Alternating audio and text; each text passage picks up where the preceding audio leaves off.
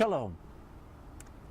Our Torah portion for this week is Balak, and it is a fascinating story of an enemy of Israel by the name of Balak, the king of Moab, who engages a sorcerer, and yet not just a sorcerer, someone who actually seems to be a prophet, not of Israel, but of a foreign pagan people. His name happens to be Balaam. Balak sends out agents to Mesopotamia to convince Balaam to come to Moab to curse the Israelites as they pass through the land.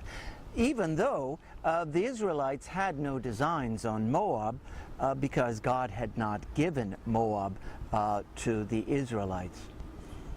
And we see that at the beginning, Balaam is reluctant to come, but the agents from Balak bribe him with all sorts of treasures, and finally he comes. And along the way, we have that famous story in which Balaam is riding on his donkey, and God sets an angel with a fiery sword in the way, and Balaam doesn't see it. However, the donkey does, and Balaam begins to beat the donkey, and the donkey turns to him and speaks and says, "Haven't I been your faithful beast for all of these years, and why do you beat me?" And Balaam lifts up his eyes, and he too sees the angel. Now, I would like to draw your attention in the Hebrew to the prophecies that were supposed to be a curse that Balaam was supposed to put on the Israelite people that turned out to be blessings. Let's take a look at them. Ne'um shomei imre el asher machazer shaddai yechazer nofel uglui einayim ma tovu ohalecha Yaakov mishkanotecha Yisrael kin chalim nitui keganot ale nahar ke aholim nata Adonai ka arazim ale mayim. Word of him who hears God's speech, who beholds visions from the Almighty, prostrate but with eyes unveiled. How fair are your tents, O Jacob, your dwellings, O Israel.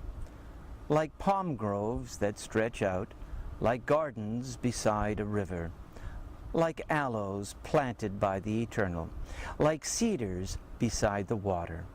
Their boughs drip with moisture, their roots have abundant water. Their ruler shall rise above Agag, their sovereignty shall be exalted. God, who freed them from Egypt, is for them like the horns of a wild ox. They shall devour enemy nations, crush their bones, and smash their arrows. They crouch, they lie down like a lion, like the king of beasts. Who dares rouse them? Blessed are they who bless you. Accursed they who curse you.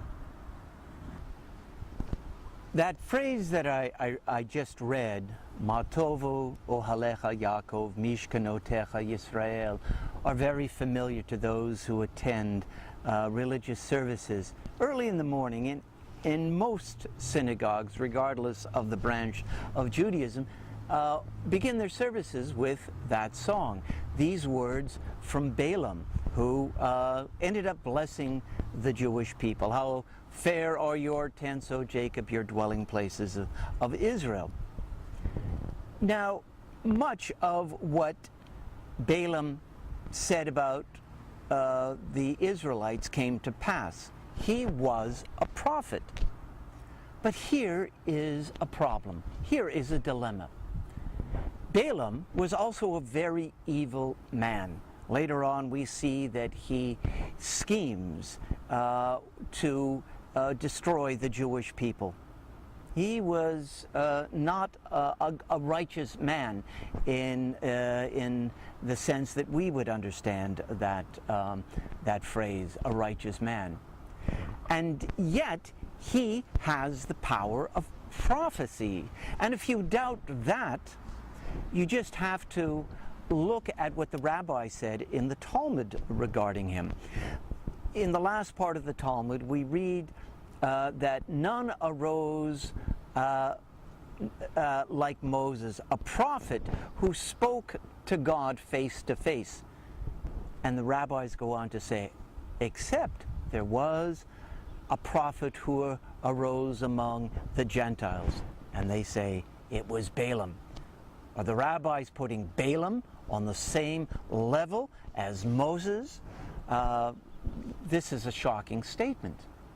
And yet we are left with the irony that this evil man had the power of prophecy, that God used him to profess certain truths, certain things that would unfold for the Israelites.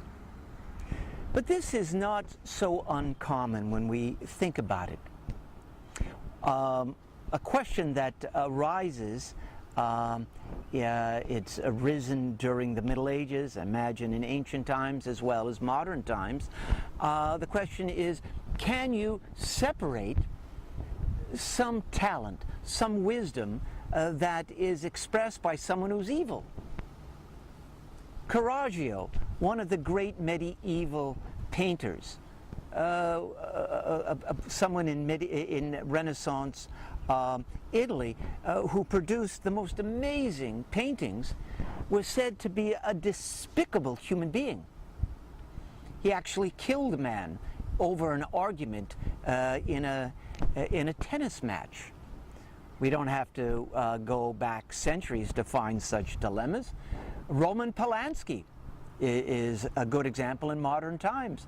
A man who has produced some of the most provocative, some of the most important movies in the last 50 years, movies like Chinatown and Oliver Twist, is accused of molesting a 13-year-old girl. We see that Ezra Pound and T.S. Eliot were, and Wagner, the great composer, were vicious anti-Semites. The news is filled with stories of talented athletes who are lacking in moral and ethical talents, and certainly not deserving of our respect as human beings. And yet, they perform at a level that is extraordinary. So, what do we do? Can we tease out the wisdom and the talents of from the moral failings of the person who possesses those qualities? In this case, the rabbis seem to have done just that, rejecting Balaam as an example of a righteous human being, and yet using his words. Somehow the rabbis said that it was possible to do that. The Torah tells us al tikir panim, which means do not recognize a face in judgment. And I think that's a very high standard. What it means basically is this: when we are judging what a person has done, whether it is their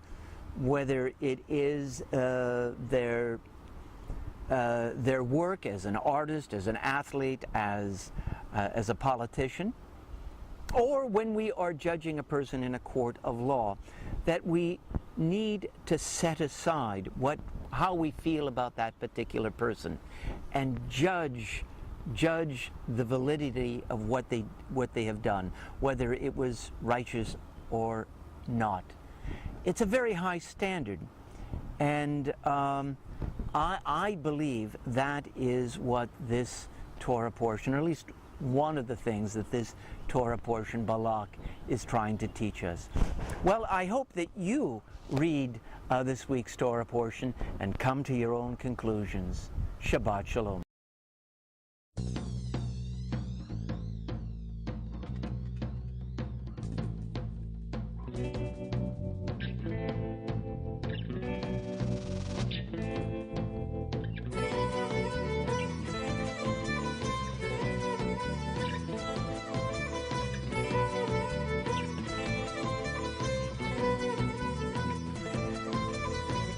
أبا الشمعون كن بعوني لا دعيتك عينني أبا الشمعون كن بعوني لا دعيتك عينني لا دعيتك نفس